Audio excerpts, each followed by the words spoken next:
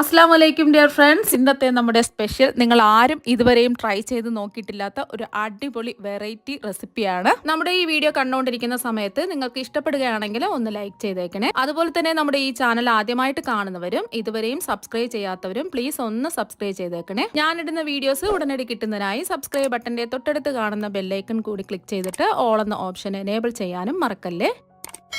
അപ്പോൾ ആദ്യം തന്നെ ഇതിനായിട്ട് ഒരു ബൗളിലേക്ക് 250 ml കപ്പിന് 1 കപ്പ് വെള്ള അവല് ഇട്ട് കൊടുക്കാം. ഇതിനായിട്ട് വെള്ള അവല് തന്നെ എടുക്കാൻ ശ്രമിക്കുക. വെള്ള അവലിന് പകരമായിട്ട് നിങ്ങൾക്ക് ചോറ് വേണമെങ്കിലും എടുക്കാവുന്നതാണ്. നമ്മൾ എടുക്കുന്ന അവല് കട്ടിയുള്ള അവലാണെന്നുണ്ടെങ്കിൽ ഒരു 1/2 കപ്പ് അവലെടുത്താൽ മതിയാകും. ഇതിപ്പോൾ തിന്നായിട്ടുള്ള കട്ടി കുറഞ്ഞ അവലായതുകൊണ്ടാണ് 1 കപ്പ് എടുത്തിട്ടുള്ളത്. ഇനി ഈ അവലൊന്ന് കുതിർത്തെടുക്കാം. അതിന് ആവശ്യത്തിന് വെള്ളം ഒഴിച്ചു കൊടുക്കാം. ഒരു 1/2 കപ്പ് വെള്ളം ഒഴിച്ചു കൊടുക്കാം. ഒരു സ്പൂൺ കൊണ്ട് ഒന്ന് മിക്സ് ചെയ്ത് വെക്കാം. ഇതിവിടെ ഇരിക്കട്ടെ. ഇനി ഒരു മിക്സിംഗ് ബൗൾ എടുക്കുക. ഇതിലേക്ക് 250 ml കപ്പിന് 2 കപ്പ് പച്ചരിപ്പൊടി ഇട്ട് കൊടുക്കാം. ഒട്ടും തരിയൊന്നും ഇല്ലാത്ത ഇടിയപ്പം, പത്തിരിക്കൊക്കെ, അപ്പത്തിനൊക്കെ എടുക്കുന്ന വറുത്ത പച്ചരിപ്പൊടിയാണ് എടുത്തിട്ടുള്ളത്. അപ്പൊ ഇതുപോലത്തെ അളവ് കപ്പ് ഇല്ലാന്നുണ്ടെങ്കിൽ വീട്ടിലുള്ള ഏതെങ്കിലും ഒരു ഗ്ലാസ് എടുക്കുക. ആ ഗ്ലാസിന്റെ അളവിനനുസരിച്ചിട്ടായിരിക്കണം ബാക്കിയെല്ലാം അളന്നെടുക്കേണ്ടത്. ഇതിപ്പോൾ ഇൻസ്റ്റന്റ് ആയിട്ട് കടയിൽ നിന്നും വാങ്ങിയ അരിപ്പൊടിയാണ് എടുത്തിട്ടുള്ളത്. നിങ്ങൾക്ക് വേണമെന്നുണ്ടെങ്കിൽ വീട്ടിൽ പൊടിപ്പിച്ച് വറുത്തെടുത്ത അരിപ്പൊടി വേണമെങ്കിലും എടുക്കാവുന്നതാണ്. മില്ലിൽ പൊടിപ്പിച്ചെടുത്ത പച്ചരിപ്പൊടി ഉണ്ടോ, പച്ചയായിട്ടുള്ള പച്ചരിപ്പൊടി വേണമെങ്കിലും എടുക്കാം. അതല്ലെങ്കിൽ വറുത്ത പച്ചരിപ്പൊടി വേണമെങ്കിലും എടുക്കാം. അപ്പോൾ ഏത് അരിപ്പൊടി എടുത്താലും ഒട്ടും തരിയൊന്നും ഉണ്ടാവാൻ പാടില്ല. ഇനി ഇതിലേക്ക് നമ്മൾ ചേർത്ത് കൊടുക്കുന്നത് ചിരകിയെടുത്ത തേങ്ങയാണ്. നമ്മൾ എത്രയാണോ അരിപ്പൊടി എടുത്തിട്ടുള്ളത് അതേ അളവിൽ തന്നെയാണ് തേങ്ങയും എടുക്കേണ്ടത്. നമ്മൾ എടുത്തത് 2 കപ്പ് അരിപ്പൊടിക്ക് 2 കപ്പ് ചിരകിയ തേങ്ങ എടുത്തിട്ടുണ്ട്. തേങ്ങ ചിരകി എടുക്കുന്ന സമയത്ത് അതിന്റെ ബ്രൗൺ ഭാഗം മാറ്റിയിട്ട് ആ വെള്ള ഭാഗം മാത്രം ചിരകി എടുക്കാം. ഇനി ഇതിലേക്ക് നമ്മൾ ചേർത്ത് കൊടുക്കുന്നത് മധുരത്തിന് ആവശ്യമായിട്ടുള്ള പഞ്ചസാരയാണ്. ഒരു 1/2 കപ്പ് പഞ്ചസാര ചേർത്ത് കൊടുക്കാം. നമ്മൾ ഏത് കപ്പിലാണോ അരിപ്പൊടി അളന്നെടുത്തിട്ടുള്ളത് അതേ കപ്പിൽ തന്നെ 1/2 കപ്പ് പഞ്ചസാര ചേർത്ത് കൊടുക്കുക. ഇത് ഒരു നോർമൽ മധുരമാണ്. നല്ല മധുരമൊക്കെ വേണമെന്നുണ്ടെങ്കിൽ ഒരു 1/4 കപ്പ് പഞ്ചസാര വരെ ചേർത്ത് കൊടുക്കാം. ഇനി നമുക്ക് മധുരം ഒന്ന് ബാലൻസ് ചെയ്യാൻ വേണ്ടിയിട്ട് ഒരു 1/4 ടീസ്പൂൺ ഉപ്പ് ചേർക്കാം. ഇനി ഇതിലേക്ക് ചേർത്ത് കൊടുക്കുന്നത് ഫ്ലേവറിന് വേണ്ടിയിട്ട് ഏലക്കപ്പൊടിയാണ്. ഞാനിപ്പോൾ 1 ടീസ്പൂൺ ഏലക്കപ്പൊടിയാണ് ചേർത്ത് കൊടുക്കുന്നത്. പഞ്ചസാരയും കൂട്ടി ചേർത്ത് പൊടിച്ച ഏലക്കപ്പൊടി ആയതുകൊണ്ടാണ് 1 ടീസ്പൂൺ ചേർത്ത് കൊടുത്തത്. സാധാരണ പഞ്ചസാര കൂട്ടി ചേർക്കാത്ത ഏലക്കപ്പൊടിയാണെന്നുണ്ടെങ്കിൽ 1/2 ടീസ്പൂൺ ചേർത്ത് കൊടുക്കുക. ഏലക്കയാണെന്നുണ്ടെങ്കിൽ 3-4 തല്ലി ഇട്ട് കൊടുത്താലും മതി. അതിന്റെ തൊണ്ട് മാറ്റിയിട്ട് അതിന്റെ കുരു മാത്രം തല്ലി ഇട്ട് കൊടുക്കുക. ഇനി ഇതിലേക്ക് ഇൻസ്റ്റന്റ് ഈസ്റ്റ് ചേർത്ത് കൊടുക്കാം. ഒരു 1/4 ടീസ്പൂൺ ചേർത്ത് കൊടുക്കാം. ഈസ്റ്റ് എടുക്കുമ്പോൾ ഡേറ്റ് ഒക്കെ നോക്കിയിട്ട് നല്ല ഫ്രഷ് ആയിട്ടുള്ള ഈസ്റ്റ് നോക്കി വാങ്ങാം. എന്നാൽ മാത്രമേ പെട്ടെന്ന് ഇത് ആക്റ്റീവായി കിട്ടുള്ളൂ. ഇനി ഇതിലേക്ക് ചേർത്ത് കൊടുക്കുന്നത് 1 ടീസ്പൂൺ വെളിച്ചെണ്ണയാണ്. അതുപോലെ തന്നെ ഇതിലേക്ക് ഒരു ചെറിയ വെളുത്തുള്ളി അല്ലി ചെറുതായിട്ടൊന്ന് കട്ട് ചെയ്ത് ചേർത്ത് കൊടുക്കാം. ഇത് വേണമെന്ന് നിർബന്ധമൊന്നുമില്ല. ഇത് ചേർത്ത് കൊടുക്കുമ്പോൾ പ്രത്യേക ഒരു മണവും ടേസ്റ്റും ആയിരിക്കും. അപ്പൊ ചെറിയ വെളുത്തുള്ളി അല്ലി തന്നെ എടുക്കാം. വലിയ വെളുത്തുള്ളി അല്ലിയാണെന്നുണ്ടെങ്കിൽ ഒരു 1/4 ഭാഗമൊക്കെ എടുത്താൽ മതിയാവും. ഇനി നമുക്ക് ആവശ്യത്തിനുള്ള വെള്ളം ഒഴിച്ചു കൊടുക്കാം. ഞാനിപ്പോൾ കയ്യിൽ പിടിക്കാവുന്ന ചൂടുള്ള ചൂടുവെള്ളമാണ് ഒഴിച്ചു കൊടുക്കുന്നത്. 2 കപ്പ് വെള്ളം ഒഴിച്ചു കൊടുത്തിട്ടുണ്ട്. നമ്മൾ എത്രയാണോ അരിപ്പൊടി എടുത്തിട്ടുള്ളത് അതേ അളവിൽ തന്നെ 2 കപ്പ് വെള്ളം ഒഴിച്ചു കൊടുത്തു. വേണമെന്നുണ്ടെങ്കിൽ പിന്നീട് നമുക്ക് വെള്ളം ചേർത്ത് കൊടുക്കാം. ഒന്ന് മിക്സ് ചെയ്യാം.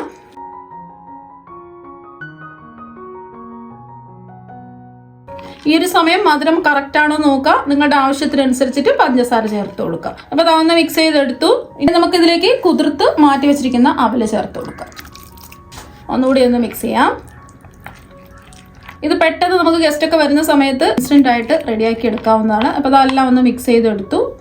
ഇനി നമുക്കിതൊന്ന് അരച്ചെടുക്കാം.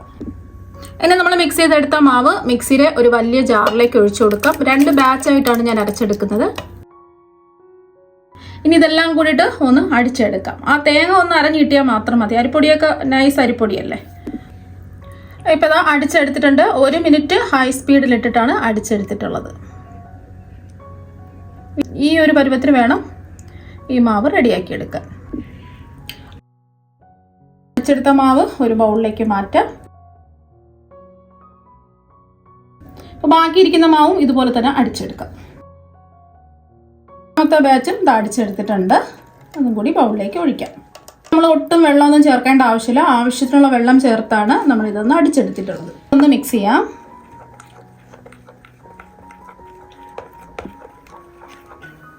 എല്ലാം നന്നായിട്ടൊന്ന് മിക്സ് ചെയ്തെടുക്കുക. അപ്പം ഈ ഒരു കട്ടിക്കാണ് നമുക്ക് ഈ മാവ് വേണ്ടത്. അഥവാ നിങ്ങൾക്ക് മാവ് ലൂസായി പോയിട്ടുണ്ടെന്നുണ്ടെങ്കിൽ കുറച്ച് അരിപ്പൊടിയും കൂടെ ചേർത്തിട്ട് ഒന്ന് അടിച്ചെടുക്കുക. ഇനി ഈ മാവ് കുറച്ച് സമയം ഒന്ന് റെസ്റ്റ് ചെയ്യാൻ വേണ്ടിയിട്ട് മൂടി വയ്ക്കാം. ഇപ്പം നമ്മൾ മാവ് റെസ്റ്റ് ചെയ്യാൻ വെച്ചിട്ട് 1 മണിക്കൂറായി. ഇനി നമുക്കിതൊന്ന് തുറന്ന് നോക്കാം. ഇപ്പോൾ കണ്ടില്ലേ മാവ് ഇതാ ഡബിളായിട്ട് പൊങ്ങി വന്നിട്ടുണ്ട്. അപ്പോൾ ഇങ്ങനെ മാവ് നല്ലതുപോലെ പൊങ്ങി വന്നാൽ മാത്രമേ നല്ല പെർഫെക്റ്റ് ആയിട്ട് ഇത് കിട്ടുള്ളൂ. മാവ് താന്നു പോവുകയാണെന്നുണ്ടെങ്കിൽ നല്ല പഞ്ഞി പോലെ സോഫ്റ്റ് ആയിട്ട് ഇത് കിട്ടില്ല. അപ്പോൾ കണ്ടില്ലേ മാവ് നല്ല സോഫ്റ്റ് ആയിട്ട് ഇരിപ്പുണ്ട്. ഇനി ഇത് മെല്ലെ ഒന്ന് ഇളക്കി കൊടുക്കാം.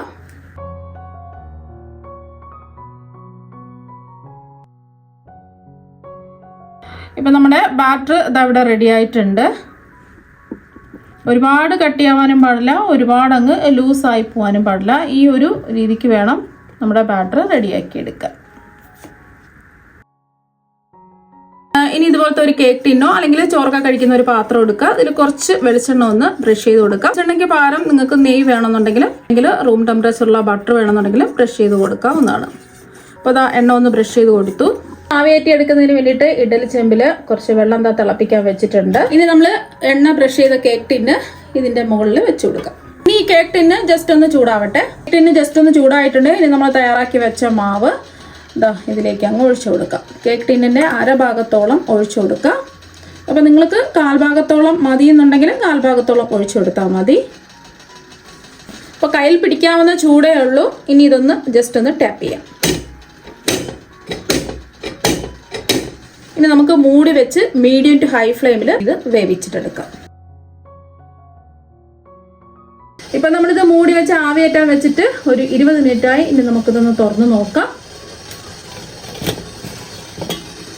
അപ്പോൾ കണ്ടില്ലേ നല്ലോണം ഡബിളായിട്ട് വീർത്തൊക്കെ വന്നിട്ടുണ്ട്. അപ്പോൾ നിങ്ങൾ കനം കുറച്ചാണ് ഇത് തയ്യാറാക്കി എടുക്കുന്നതെങ്കിൽ ഒരു 10-15 മിനിറ്റ് ആകുമ്പോൾ തന്നെ റെഡിയായി കിട്ടും. ഇനി റെഡിയായോന്ന് അറിയാൻ വേണ്ടിയിട്ട് ഒരു ടൂത്ത് പിക്ക് വെച്ചോ അല്ലെങ്കിൽ ഒരു കത്തി കൊണ്ടോ നടുഭാഗത്തൊന്ന് കുത്തി നോക്കാം.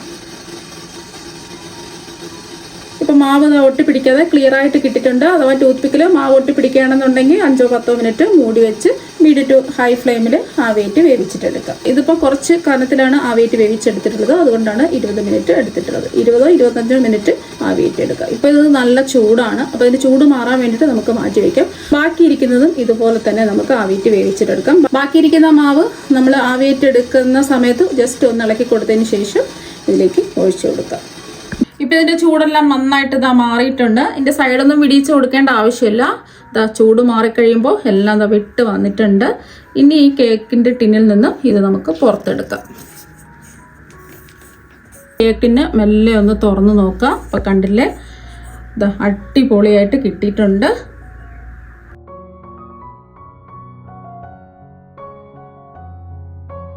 അപ്പം നമ്മുടെ വട്ടയപ്പം എല്ലാം ഇതാ ഇവിടെ റെഡി ആയിട്ടുണ്ട്. ഇനി വട്ടയപ്പം ഇഷ്ടമുള്ള ഷേപ്പിൽ ഒന്ന് കട്ട് ചെയ്തെടുക്കാം.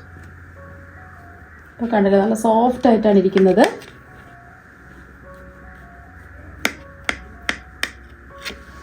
ഇനി കട്ട് ചെയ്ത പീസ് അങ്ങ് എടുക്കാം. ഒരു പീസ് കട്ട് ചെയ്തെടുത്തിട്ടുണ്ട്. അപ്പോൾ കണ്ടില്ലേ നല്ല പഞ്ഞി പോലെ സോഫ്റ്റ് ആയിട്ടാണ് ഇരിക്കുന്നത്. ഇനി ഇതൊന്ന് മുറിച്ചും കൂടി കാണിച്ചു തരാം. അപ്പോൾ നിങ്ങൾ എന്തായാലും ഇതുപോലെ ഒരു പ്രാവശ്യം അരിപ്പൊടി വെച്ചിട്ട് വട്ടയപ്പം തയ്യാറാക്കി നോക്കുക. തീർച്ചയായും നിങ്ങൾക്ക് എല്ലാവർക്കും ഒരുപാട് ഇഷ്ടമാകും. അപ്പോൾ നമുക്ക് മറ്റൊരു വെറൈറ്റി വീഡിയോ ആയിട്ട് വീണ്ടും കാണാം. താങ്ക്